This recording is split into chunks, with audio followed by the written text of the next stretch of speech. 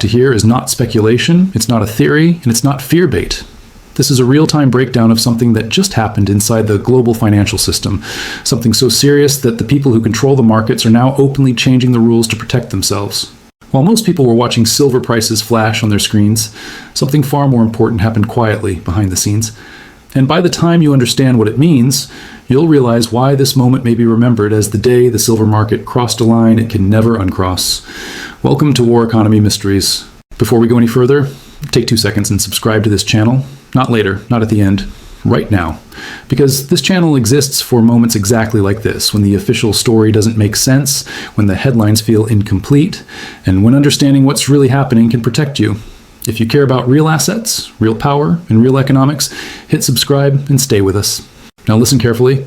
For years we warned that if silver ever started to move too fast, the system would not allow the market to function freely. We warned that when banks lost control of price discovery, they wouldn't accept defeat. They would intervene. And we warned that when short sellers were pushed to the edge, the rules of the game would change overnight. That moment is now. On Tuesday, January 13th, while silver was pressing toward $86 an ounce, the Chicago Mercantile Exchange issued what they called an emergency advisory. To the average person, it looked like a boring technical update, just another PDF. But to anyone who understands how markets actually work, it was something else entirely. It was a declaration of panic. Effective immediately, the CME changed how margin requirements are calculated for precious metals. They moved away from fixed dollar margins and replaced them with a percentage of the total contract value. For silver, that percentage was set at 9%. That sounds harmless, technical, boring. But here's what it really meant. With silver trading near $85, this single rule change instantly increased the cost of holding a silver futures contract by roughly 15%. Overnight, traders were forced to come up with nearly $6,000 more per contract, immediately, or have their positions liquidated. No warning, no grace period. Wire the cash now, or we sell for you. This is not risk management. This is a liquidity weapon. And the timing tells you everything. They didn't do this when silver was calm. They didn't do this when the price was stable. They did it precisely when silver went vertical, when it gapped higher, when momentum exploded, when the short side of the market was staring straight into insolvency. The message was clear: stop buying or we will force you out. And for a brief moment, it looked like it worked. The instant the margin hike hit trading terminals, silver collapsed. Algorithms reacted. Forced selling kicked in. Leverage was flushed. The price fell hard, slicing through levels in seconds. Mainstream media immediately jumped in with their narrative. They said the rally was over. They said the bubble had popped. They wanted you to see that red candle and feel fear. They wanted you to believe the story was finished. But that's not what happened. Look closer. The drop wasn't natural selling. It wasn't investors changing their minds. It was margin liquidation. Paper positions being forcibly unwound because the cost of staying in the game was suddenly raised. And then something happened that should have terrified every bank watching. The price stopped falling, silver dipped. And it was immediately bought. Not hours later, not days later, instantly.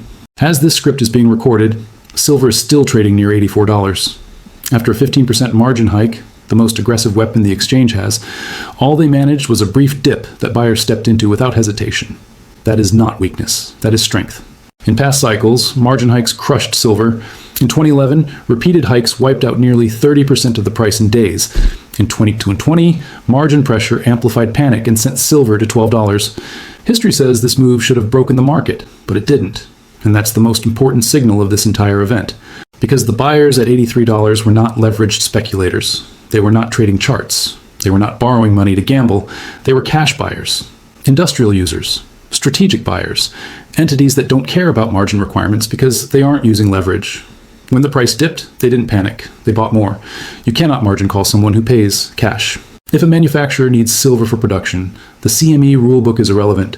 If a sovereign buyer needs metal for reserves, a paper smash is a gift, not a threat. This is where the market has changed. The paper market and the physical market are no longer the same thing. One is being manipulated by rule changes, the other is being driven by scarcity. And the people who raised margins just revealed something critical. They are afraid of the physical side winning. But here's the part most people missed. While the CME was busy changing the rules to slow silver down, something else was happening at a much higher level of power, and it should concern everyone watching this market. Because the margin hike was only the financial response. The political response came next. And that's where things start to get truly serious. If this information is already changing how you see the market, comment below and let us know where you're watching from. And share this video with someone who still thinks silver is just a metal. The next part will explain why governments are now involved. Next, confirm something far more dangerous. This is no longer just a market issue. It is now a government-level problem. While traders were reacting to the CME rule change, reports began circulating out of Washington, quiet at first, then louder. The U.S. Treasury Secretary convened an emergency, unscheduled meeting with G7 finance ministers. No press conference, no advance notice, just a sudden gathering of the most powerful economic bloc on Earth. The official explanation sounded harmless. They said the meeting was about securing and diversifying supply chains for critical minerals. But timing is everything. This meeting was not scheduled weeks ago. It was not part of a long-term policy review. It happened immediately after silver exploded toward $86 and global inventories tightened further. Governments do not call emergency meetings over abstract ideas. They react to stress. And when a Treasury Secretary talks about supply chains during a commodity price spike, it is code. It means something has broken. When governments say they need to secure supply, what they are really saying is that supply is no longer guaranteed. And when they say they need to diversify, what they mean is that they are dangerously dependent on someone else. Think about where silver actually comes from. China is one of the largest producers and the dominant refiner. Russia controls a significant portion of global output. Much of the remaining supply flows through nations aligned with the BRICS bloc. The West, meanwhile, sold off its strategic silver stockpiles decades ago. The United States has no meaningful silver reserves. None. We rely entirely on the global market. Just-in-time delivery. Continuous flow. But just-in-time is dead. We are now in the era of just-in-case. And the United States government has just realized it has no case. That G7 meeting was not about cooperation, it was about vulnerability. Finance ministers looked at the data and saw metal flowing east. They saw inventories draining from London and New York. They saw premiums exploding in Shanghai. And they understood something deeply unsettling. The West does not control the physical silver market anymore. This wasn't supposed to happen. For decades, silver was treated as an afterthought, a precious metal, a relic, something for coins and jewelry. But now, suddenly, the language has changed. Governments are calling silver a critical mineral. That shift matters more than most people realize. When a material is classified as critical, it opens the door to intervention, allocation, prioritization, control. It allows governments to decide who gets access and who doesn't. And that leads to a question you should be asking right now. If silver is critical, who do you think gets it first? If a defense contractor needs silver for missile guidance systems, and you want silver to protect your savings, who gets priority? If a tech manufacturer needs silver for batteries and solar infrastructure, and you want coins or bars, who do you think the system will favor? History gives us the answer. It's never the public. This is why that G7 meeting matters. It wasn't about price stabilization. It was about acquisition. Governments are trying to coordinate off-market purchases, secure long-term mining contracts, and lock down future supply before it becomes unavailable. But there's a problem. They're late. China has been doing this for years. Long-term offtake agreements, direct relationships with producers, quiet accumulation, while the West focused on paper markets and ESG narratives. Now the West is scrambling, and scrambling governments do not make calm decisions. This connects to something else that happened recently, something the media framed as geopolitics, but was actually about resources. When you see sudden foreign interventions, sanctions, or security operations, look at what's underneath. Energy, metals, supply chains. Modern economies do not run on ideology, they run on inputs, and silver is one of the most important inputs on Earth. Every advanced weapon system depends on it.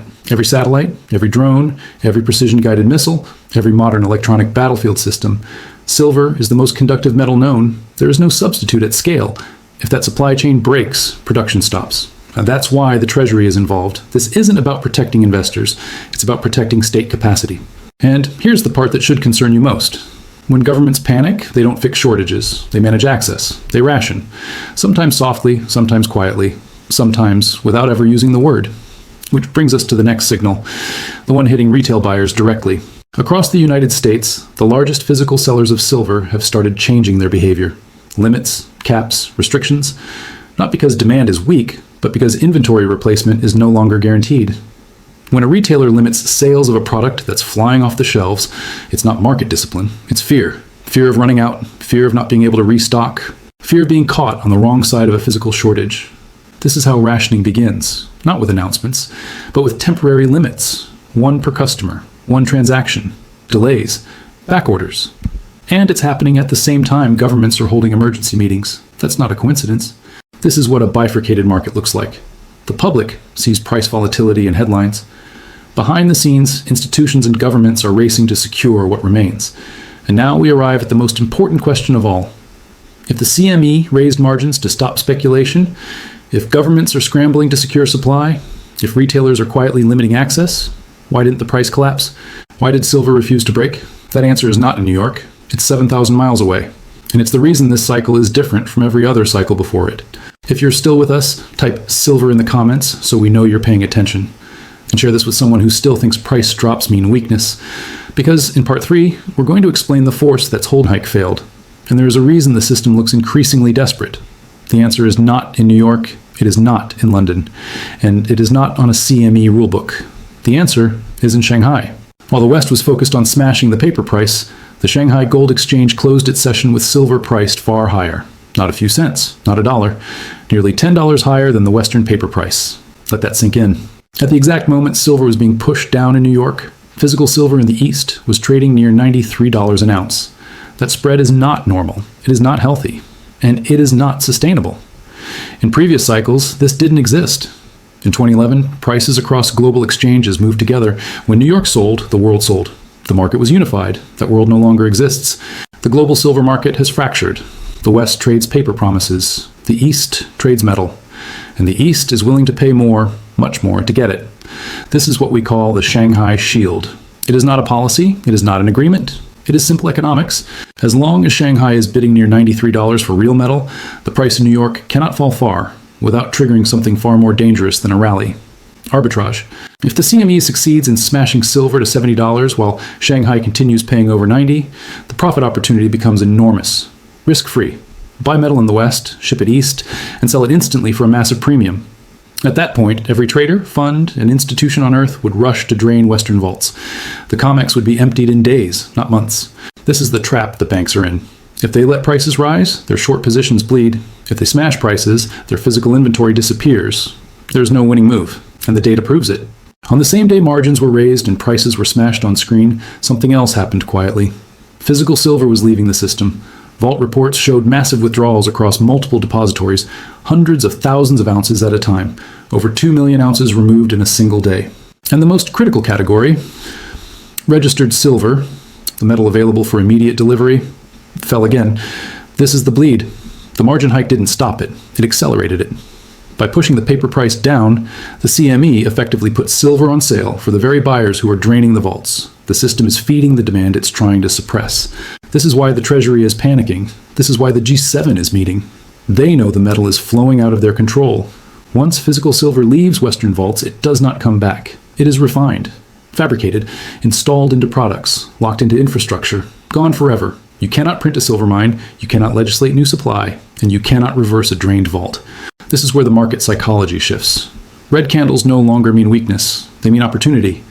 Every smash invites stronger hands. Every dip transfers metal from leveraged players to cash buyers. The system used to rely on fear. Now fear is failing, and when fear fails, control follows. This brings us to the final phase. If the establishment cannot crash the price using margins, if it cannot secure enough supply fast enough, if arbitrage prevents deep suppression, then there's only one option left. Close the gate, make participation harder, limit access, discourage ownership. We are already seeing it. Retail limits, back orders, mint delays, sudden temporary restrictions. This is not coincidence, it is containment. The system does not want the public competing for physical silver. They need it for industry, defense, and strategic reserves. And when resources become critical, markets stop being free. This is how bifurcation becomes permanent. Institutions get metal, governments get priority. The public gets price volatility and headlines. And this is why the current price level matters so much. $83 is not just a number, it is proof. Proof that after every weapon has been used, margin hikes, algorithmic selling, media narratives, the market refused to break. The shorts are still trapped. The inventories are still bleeding.